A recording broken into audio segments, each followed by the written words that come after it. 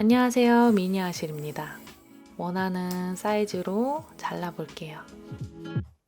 수채화 용지는 앞면, 뒷면이 있거든요. 조금 더 균일하게 엠보싱이 들어간 쪽이 앞면이에요.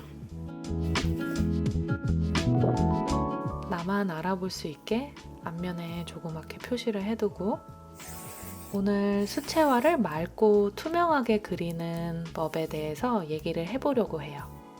여러 가지 요인들이 쌓여서 맑은 수채화가 나오거든요. 그 중에서 중요한 과정들을 찝어볼게요.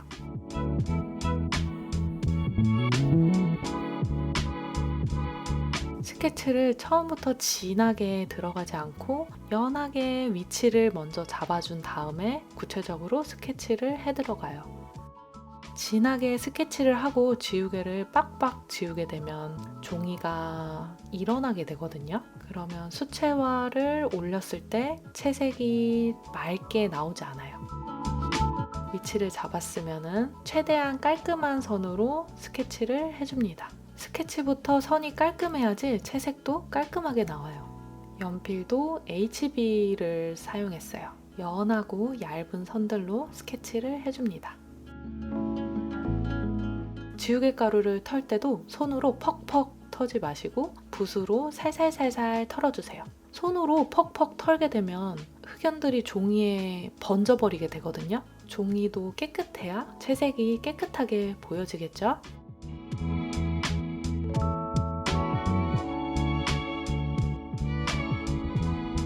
먼저 엷은 색을 올려서 중요한 포도알들을 하나씩 해볼게요. 가장 튀어나와 있는 포도알들, 바로 앞에 보이는 이 포도알들을 하나 공을 들여서 그려볼 거예요.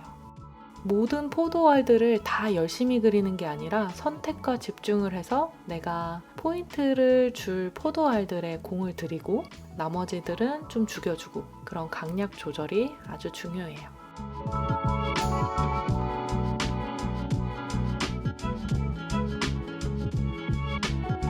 바로 붙어있는 포도알들을 그리면 서로 번져버리니까 완전히 마른 다음에 옆에 있는 포도알을 그리던지, 아니면 저처럼 마르는 걸 기다리면서 띄엄띄엄 포도알들을 그려줘요.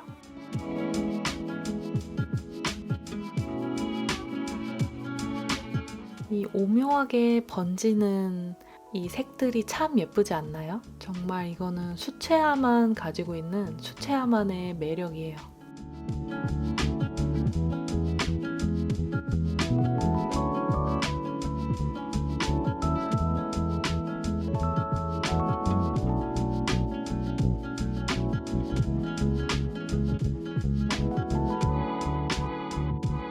포도알 한 알 한 알에도 구의 덩어리감이 있지만 포도송이 전체에 양감이 있잖아요.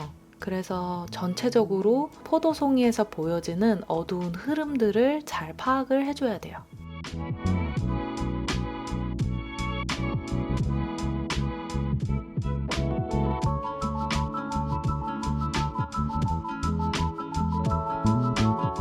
어두운 포도알들은 하나의 묶음으로 묶어서 채색을 하셔도 괜찮아요. 중요한 포도알들은 한 알 한 알 공을 들여주고, 어두운 흐름에 있는 포도알들은 이렇게 묶어서 채색을 해주는 거예요.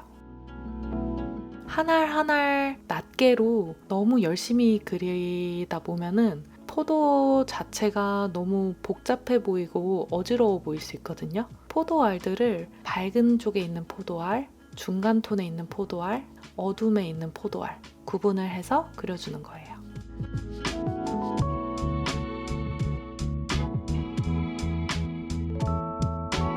포도알 사이사이에 어두운 그림자가 지잖아요. 이 그림자 사이사이에 희끗희끗하게 남지 않도록 꼼꼼하게 칠해줘요. 외곽이 깨끗하게 정리가 되어 있어야지 그림이 더 맑고 투명해 보여요.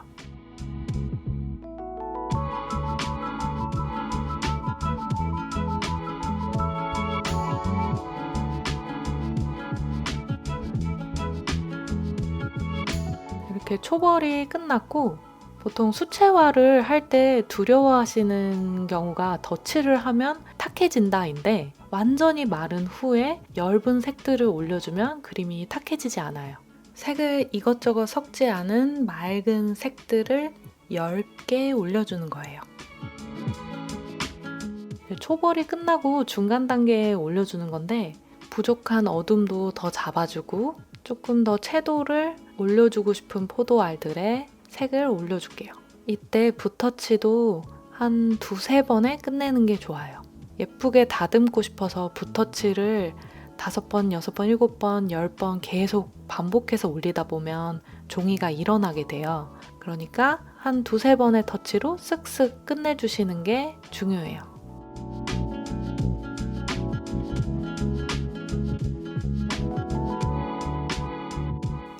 수채화를 맑고 투명하게 그리는 법을 한번 정리를 해드린다고 했는데 여러 가지 요인들이 쌓여서 맑고 투명한 수채화가 나오거든요. 첫 번째로 먼저 종이 앞면을 선택을 해야 돼요. 뒷면에 그리면 제가 그려도 좀 탁하게 나와요. 종이 앞면을 잘 구분을 해서 그려주고, 두 번째, 스케치를 할 때 연한 선으로 지우개도 최대한 덜 쓰고 연하고 얇은 선으로 스케치를 해주는 거예요. 세 번째, 덧칠을 할 때는 완전히 말랐는지 잘 확인을 하고 위에 덧칠을 올려줍니다.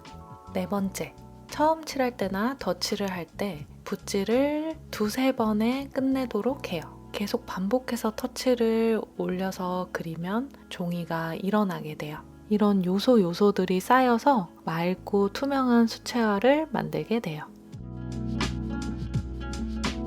이 그림은 왼쪽에서 빛이 오는데 왼쪽에 빛을 확 받는 포도알들은 조금 더 다홍빛, 주황빛을 띠더라고요. 분홍, 보랏빛 포도들 사이에 주황, 다홍빛 포도알이 오니까 빛을 더 확 받아 보이지 않나요?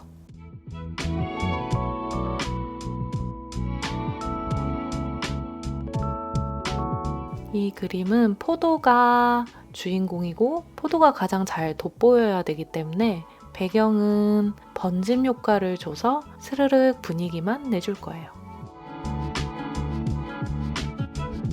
처음 채색하면 진해 보이는데 마르면서 밝아져요.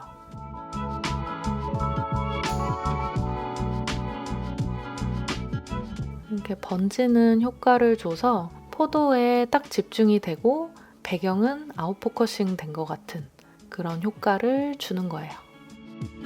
이런 번짐 효과를 주고 싶은데 그리다가 말라버리면은 번지지가 않잖아요. 그래서 배경의 면적이 넓을 때는 전체에 물을 다 발라놓고 번지게 하는 게 아니라 부분 나눠서 채색을 해주는 거예요. 저는 배경을 왼편, 중간, 오른편 3등분해서 그려줬어요.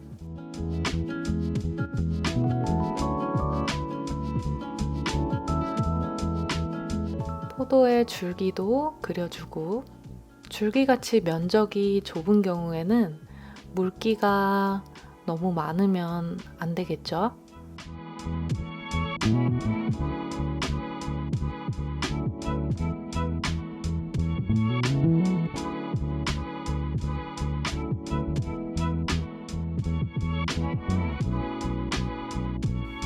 가장 튀어나와 있는 집중을 해주겠다고 한 포도알들에만 묘사를 조금씩 더 올려줄게요. 점점점점 포도에 있는 그 무늬들 있잖아요.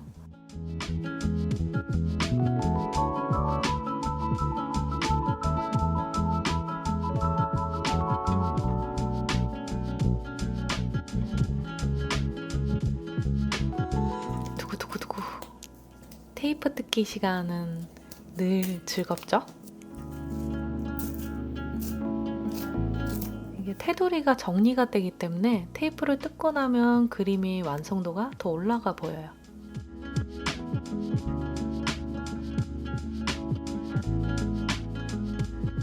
네, 저는 이렇게 마무리 해볼게요. 다음 시간에 또 좋은 그림으로 돌아올게요. 안녕!